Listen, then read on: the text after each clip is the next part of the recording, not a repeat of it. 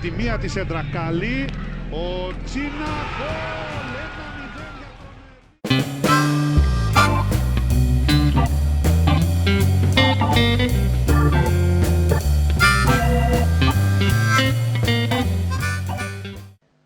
Olá, João. Obrigado por teres aqui aceitado aqui o convite para esta entrevista aqui do Pronanas Alentejo. Esta entrevista é um bocadinho diferente das outras, porque derivado aos tempos que correm hoje, mas o que interessa é falarmos aqui um bocadinho contigo e dar ao pessoal lá a entender quem é o João. Então gostaria que fizesses uma brevezinha apresentação de quem é o João e como é que tem sido a vida do João, mais ou menos até agora. Olá, boa tarde a todos. O João nasci em Beja, onde vivi até aos meus 4 anos de idade. Depois os meus pais, como toda a nossa família é de Odmira, mudaram-se para Odmira. Em Odmira pratiquei vários desportos, pratiquei atletismo, pratiquei canoagem, mas sempre joguei futebol. Ingressei no Juventude Clube Boa Vista, que foi a primeira vez que joguei como federado. Tinha 9 anos, era o mais novo, onde me destaquei e alguém enviou um recorte de um jornal do Diário do Alentejo, salvo erro, para o Sporting, e eles tomaram nota e procuraram ir ver-me jogar. Aí surgiu o interesse do Sporting, foi 2 ou 3 jogos e chamaram os meus pais e falaram comigo se eu estava interessado em ingressar no Sporting. Claro que na altura fiquei radiante, fiquei todo contente, porque sempre tive na minha cabeça ser jogador de futebol desde pequenino, não sei porquê, e assim aconteceu, e no ano seguinte parti para Lisboa. Foram os tempos mais complicados, porque deixei os para trás, deixei a família, chorei várias vezes no Expresso, quando ia para Lisboa, quando vinha a casa.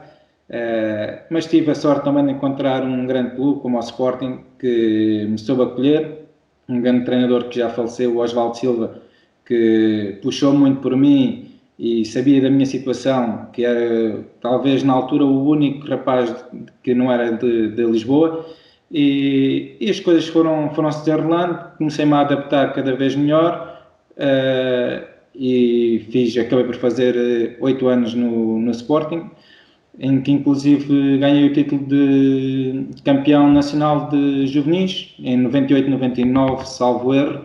Ainda representei a seleção portuguesa apenas um jogo contra a França, no Sub-15, participando de vários jogos e alguns outros torneios.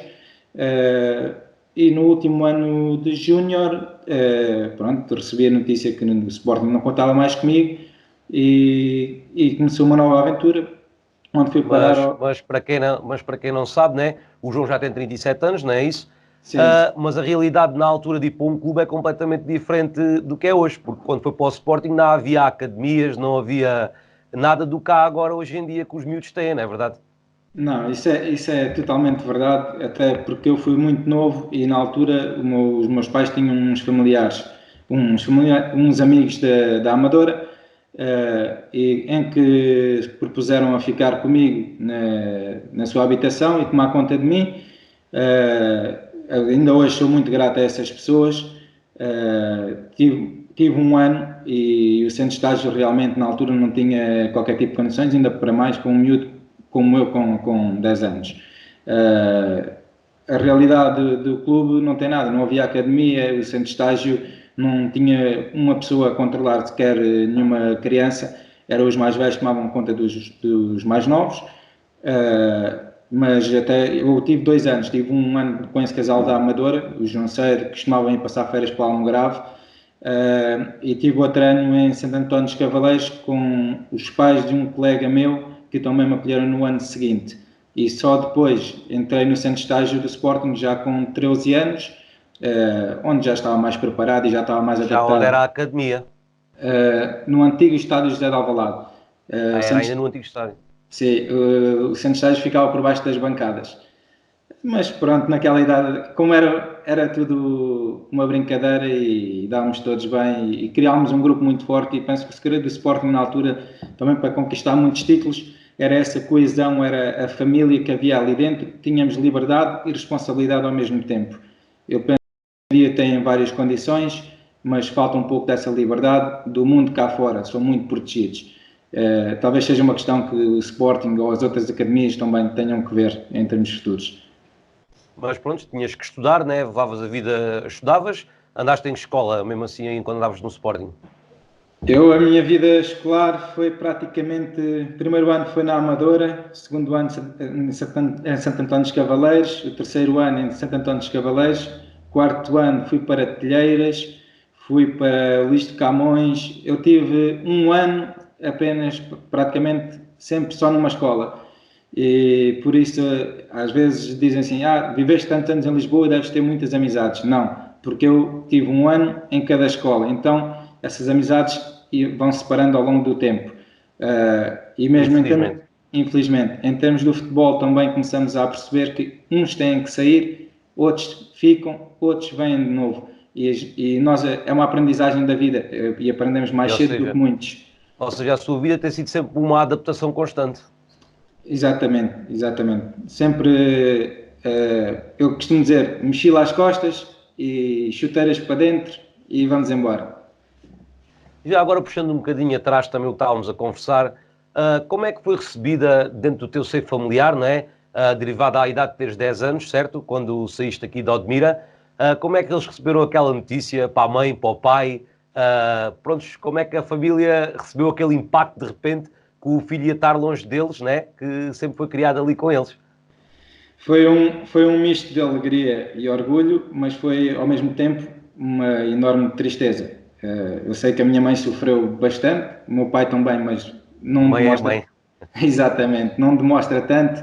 O meu irmão também, praticamente a minha ligação com o meu irmão era um mês de férias que tinha quando ia ao Alentejo, mas lembro das palavras que os meus pais me disseram: se queres ser jogador, tu tens que seguir para Lisboa. Se não quiseres e quiseres continuar aqui, nós damos todo o apoio. Nós queremos-te aqui ao pé de nós, mas não te podemos cortar as pernas. E tu aqui nunca irás ser ninguém no futebol. Se quiseres, se isso é o teu sonho, vais ter que sofrer, os pais vão sofrer, mas vamos à luta e vamos ver até onde é que isto vai dar. E graças a Deus. O João já está fora de Odmira há quantos anos? Eu saí com 10 anos de idade, tenho 37 há 27 anos. Mas é o meu local sempre de férias, mesmo por pouco tempo que seja. Tenho uma praia de eleição que é o Almograve e ninguém me tira os mergulhos nessa praia.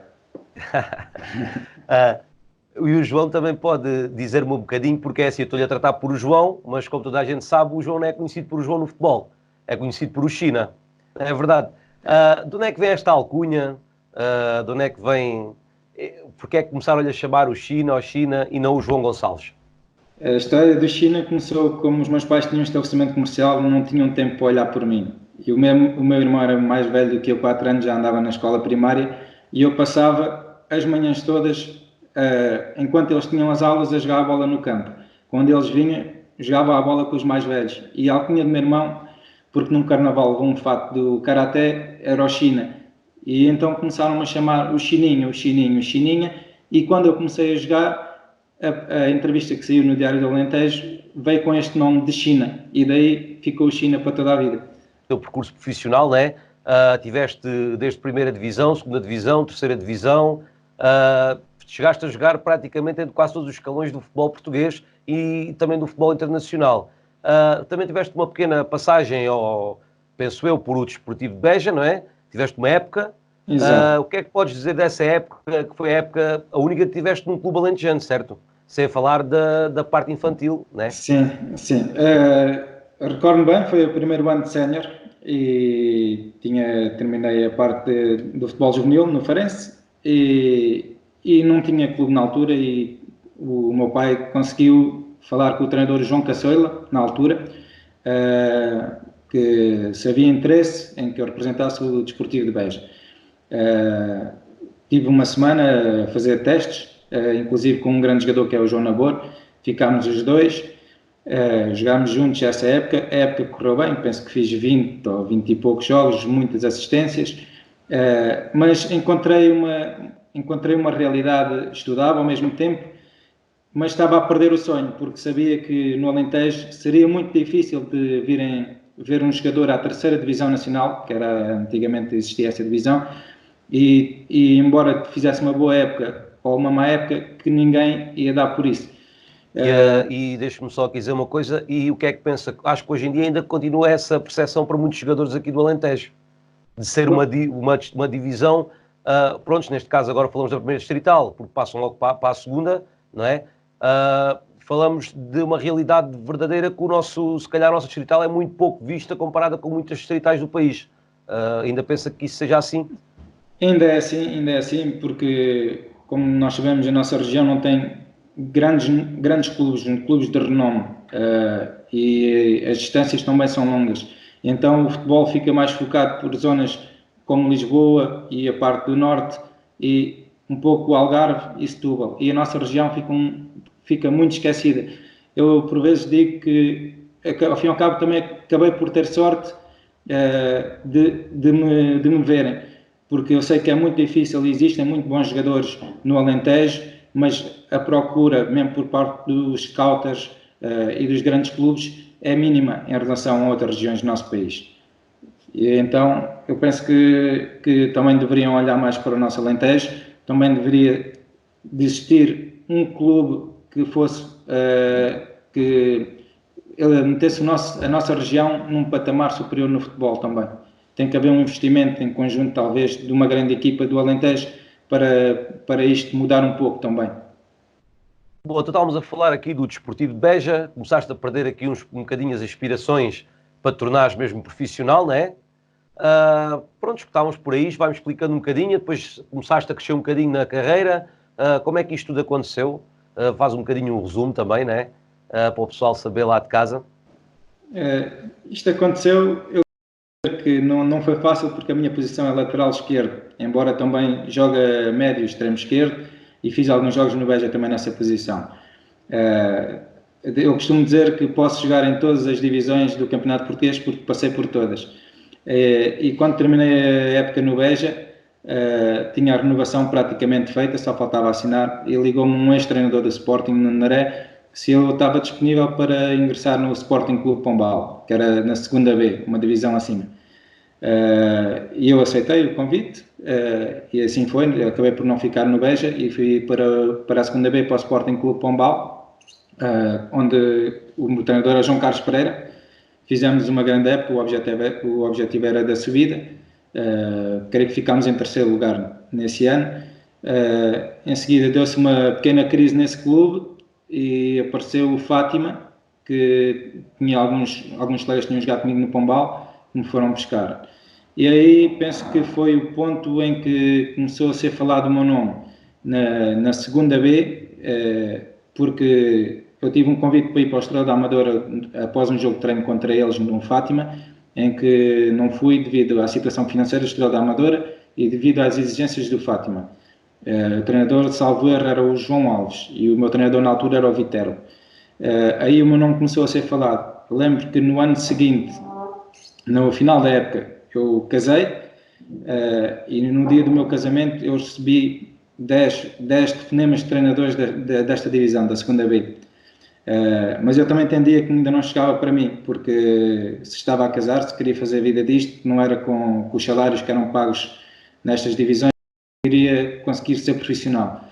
E então na altura falei com o Mr. José Viterbo se sabia de alguém que me pudesse meter numa segunda liga. E ele tinha um grande amigo que era o Mário Reis e assim aconteceu.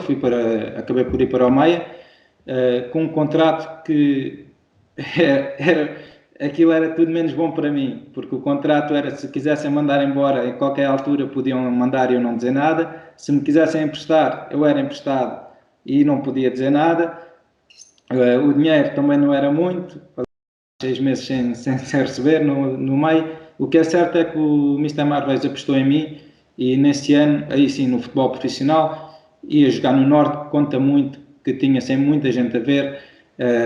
Apareceram vários clubes interessados da Primeira Liga. Lá está a realidade diferente que falámos há bocado. Exatamente. Eu penso que aí foi o ponto-chave. Eu sabia que não ia receber durante muito tempo nesse clube. Foram 6 meses, foram tempos muito difíceis com a minha esposa, mas que valeu a pena, porque no final da temporada eu tinha 3, 4 clubes da Primeira Liga e o único que que esteve disposto a pagar, mesmo que não era necessário, porque eu não recebia há 6 meses, foi a Naval, foi o Sr. Aprígio. Foi uma quantia, no mundo do futebol, irrisória, mas ainda foi um bom dinheiro, e assim assinei 3 anos no Naval. E aí foi a estreia na Primeira Liga. E como é que correu essa estreia? Eu posso dizer... A primeira época de estreia, não é verdade? Sim, essa primeira época para mim foi... Eu fui como um suplente, um jovem para ser um suplente. Mas ao fim de 3 semanas de estágio, o Mister Cajuda disse que não precisava mais nenhum lateral esquerdo. E a época correu bem, fez 31 jogos, salvo erro. Fui considerado por o Jornal da Bola, na equipa do ano, o melhor lateral esquerdo. E foi uma época de sonho, Depois fiz mais 2 anos na Naval, foi onde o clube onde eu fui mais feliz, foi na Figueira da Foz.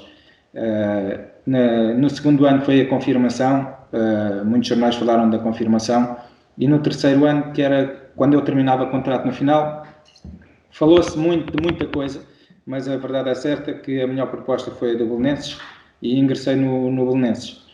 É um grande clube, um clube histórico, que tinha um projeto para ir à Liga Europa, tinha acabado de sair o Mister Jesus para o Braga, mas não correu com aquilo que nós esperávamos. Houve uma parte também, tive muitas lesões, e apareceu então a proposta para ir para o estrangeiro, para ir para o Metalurg Donetsk, na Ucrânia. Era uma proposta irrecusável, e eu não estava satisfeito também já no Belém, e juntou-se o útil ao agradável. O Belenenses também recebeu algum dinheiro, e para mim foi o melhor contrato que fiz na minha carreira. Mas foi uma diferença muito grande, não? Mudar completamente os hábitos de um país e ir para a Ucrânia, uma realidade completamente diferente. Como é que foi a adaptação também aos clubes da Ucrânia, no clube, e cidade e país, né? Longe, ainda mais longe da família. Como é que conseguiu se adaptar bem a isso? A adaptação foi muito difícil, eu assinei num dia, eles estavam a estagiar em Marbella, no outro disse à minha mãe que ia embora, disse à minha mulher para ir buscar as coisas a casa a Lisboa, e no dia seguinte estava a treinar em Marbella com eles. Quando cheguei à Ucrânia, encontrei logo o aeroporto, com um trator a trazer umas malas, tudo umas em cima das outras, um frio de rachar, e nós à procura de cada uma das suas malas. As condições não eram as que nós estamos habituados a Portugal. O clube, sim, tinha as condições todas de um clube grande, tinha uma academia ao nível do Benfica, com todas as condições e mais algumas, não faltava nada. Até laboratório tínhamos dentro do clube. Era um clube com muita projeção no leste do futebol, e o objetivo era a Liga Europa. Em 4 anos e meio que lá estive, em 3 anos, nós conseguimos ir ao acesso dos playoffs, perdendo sempre na última eliminatória. A adaptação... Outra nova experiência, sim. E o futebol, muito aguerridos, jogadores muito aguerridos, por vezes os campos, alguns estádios com menos condições, mas era um futebol menos técnico, mais de força e de garra, e ao início não foi fácil, até mesmo em termos de mentalidade dos treinadores. Nos treinos não se podia rir praticamente, antes dos jogos não se podia conversar. Eu lembro que estava com mais corteses, tinha o Mário Sérgio, que foi um dos que me indicou para ir para esse clube. Um grande abraço ao Mário, se ele ver esta entrevista. O Ricardo Fernandes também lá estava, e passou o Filipe Teixeira também por lá durante um pouco tempo. E nós no balneário, antes dos jogos, se estivéssemos a falar ou a rir, imediatamente havia um grito a dizer concentration, que era concentração. E então ninguém falava, aquilo parecia um velório. Então é uma cultura totalmente oposta à nossa, que nós aqui metemos música, descontraímos, tentamos aliviar um pouco o stress, mesmo estando concentrados. E lá não havia hipótese, era militar. E parti noutra aventura e fui para o Chipre, totalmente oposto a nível de cultura da Ucrânia. E quando cheguei lá, para mim era como se estivesse num paraíso. Bom clima, boas praias, casas com piscina, com rendas ao valor de Portugal. e tive a sorte de entrar numa equipa que vinha da segunda Liga e que nesse ano tivemos em 20 jogos 2 empates e o resto só vitórias. Acabámos em 4º lugar, fomos à final da taça, perdemos com a Apoel e classificámos para o play-off da Liga Europa, onde perdemos com o Young Boys 1-0 na Suíça e 2-0 em casa. E neste percurso todo de vida que está a falar, o João já tem filhos, não é verdade? Como é que foi também os filhos encararem essa realidade do pai ser jogador profissional, da mulher também, se têm sempre o apoiado, que é também, para mim, um ponto muito importante, não é? Em qualquer profissão que seja. Eu tive a felicidade, desde o momento que entrei na Primeira Liga, de ter sempre a minha mulher comigo. É o meu pilar. Para onde eu fui, ela sempre esteve comigo, sempre fez questão de estar comigo, embora também levou o choque quando entramos na Ucrânia, mas adaptou-se. Foi na Ucrânia que tivemos o nosso primeiro filho. Ela veio a Portugal porque as condições e a língua ficava mais fácil. E no Chipre tivemos o nosso segundo filho. Eles sempre, para onde eu fui, os meus pilares sempre foram comigo. Os meus filhos foram criados praticamente num ambiente de futebol, são loucos por claques, principalmente porque, não tanto na Ucrânia, porque o mais velho ainda não se apercebia, mas quando fomos para o Chipre, tive 5 anos no Chipre, os adeptos são mais entusiastas, vivem mais o futebol, e eles foram criados nesse clima. Então ainda hoje eles gostam de futebol, gostam de jogar, mas adoram ouvir as claques a cantar e aquele ambiente do estádio, a atmosfera. Passando por o Chipre, voltou a Portugal, certo? Sim, depois desses 5 anos que para mim também foram ótimos no Chipre, inclusive no primeiro ano fui considerado o melhor defesa esquerdo da Liga Cipriota, e nos 3 primeiros anos entramos no play-off, porque o campeonato no Chipre divide-se em 2 a meio, entramos sempre no play-off das equipas para ser campeão, e os últimos 2 já não entrei nessa parte do play-off. Então também já tinha 35 anos e na altura a proposta que me foi feita para continuar, eu achei que não tinha cabimento, porque eu tinha um filho que ia para a escola primária, sabia que mais tarde ou mais cedo ia regressar para Portugal, e um dos motivos que me trouxe para Portugal outra vez foi o meu filho mais velho, e devido à escolaridade e também aos valores já não serem tão interessantes como eram antigamente. Ou seja, voltou para uma equipa da terra, de Portugal, onde também guardou vários amigos, não é? Onde Sim. Voltou a reencontrar vários amigos e já está com a segunda época ao peito, é isso? Exatamente.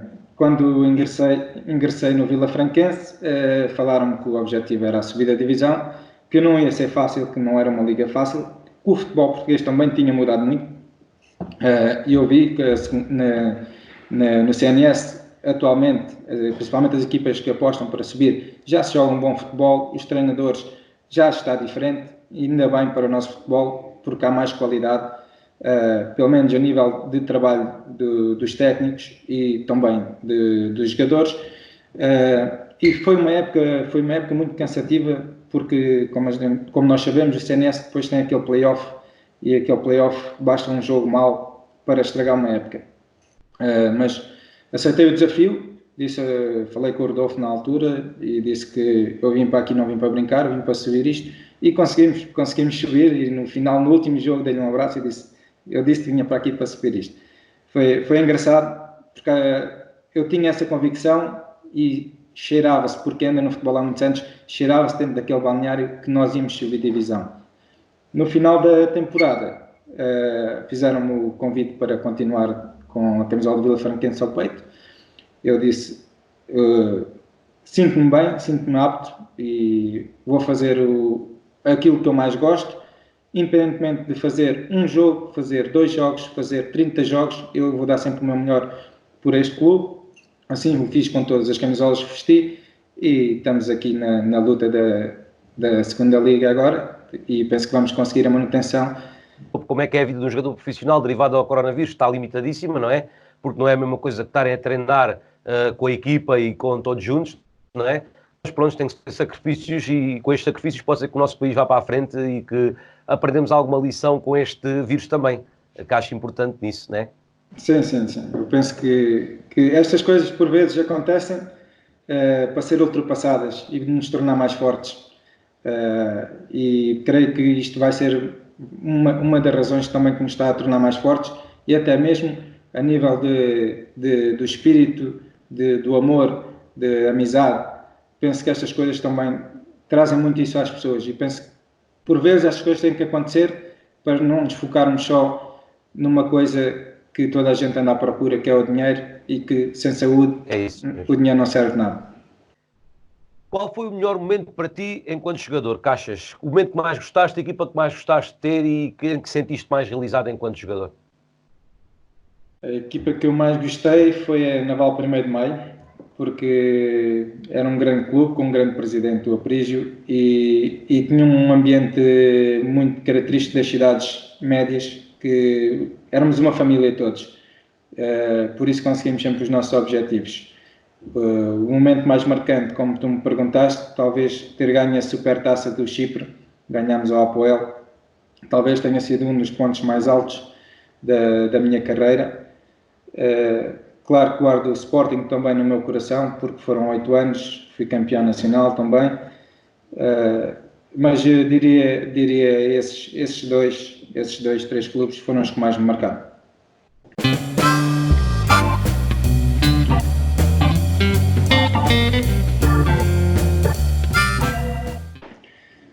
Principalmente para a minha família, porque praticamente está toda no Alentejo, e tenho o meu irmão em Guimarães, no foco deste vírus, mais os meus sobrinhos. Deixar uma mensagem de força, de apoio, e vamos continuando a falar nestas novas tecnologias. Agradecimentos, tenho muitos agradecimentos por fazer, por isso prefiro não nomear nenhum, porque não quero individualizar ninguém. E apenas dar um grande abraço a todos os alentejanos, porque quando se nasce alentejano, morre-se alentejano, e um grande abraço para todos. Por onde eu andei, vivi muitos mais anos fora do que dentro do Alentejo, mas quando chego ao Alentejo, o Alentejo é a minha casa. Se o João ainda pensa em dar uma perninha aqui no nosso futebol aqui alentejano, o que é que o João tem a dizer aqui sobre esta parte? Eu tenho, os meus amigos do Admirense, eles têm razão, às vezes falam: quando é que vens para aqui, quando é que vens acabar aqui. Teria muito gosto em acabar a carreira no Admirense, porque foi uma das camisolas que eu não consegui vestir, porque saí daí muito cedo, e devido, como já expliquei, na minha carreira, e falta-me vestir a camisola do Admirense. Se fosse por mim, eu iria acabar a carreira no Admirense, mas eu tenho 2 filhos, e tenho a minha esposa, e tenho a minha vida toda em Leiria. Um pontozinho só, deixamos aqui tipo um ponto de interrogação, porque o futuro ninguém sabe, não é verdade? Exato. Deixamos aqui este ponto de interrogação.